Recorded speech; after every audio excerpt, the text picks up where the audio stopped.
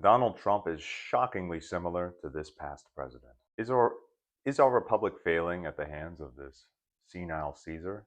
Not necessarily. America has had presidents with no regard for the law or the checks and balances in government. That president's name was Andrew Jackson, and it's shocking how similar he is to Trump. When Jackson got into office, he engaged in what's now known as the spoil system. This is where politics and loyalty, otherwise known as cronyism, trumps skill and meritocracy. And I believe Trump has clearly done the same, as we see Pam Bondi and Kash Patel do everything they can to avoid investigating the PDF files and the you know what files.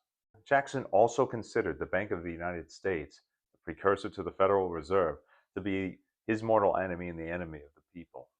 And he broke many, many laws to destroy this bank. Now, don't get me wrong, I'm not necessarily a supporter of the Federal Reserve System. There is some issues with that. In a similar vein, Trump is trying to manipulate the Federal Reserve right now.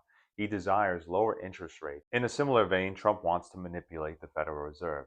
He desires lower interest rates to pump the economy and to help his approval rating, irregardless of whether or not that's actually good for the country over the long term. And as it turns out, lower interest rates usually aren't good for the common man. And he's willing to use coercive lawfare to do this.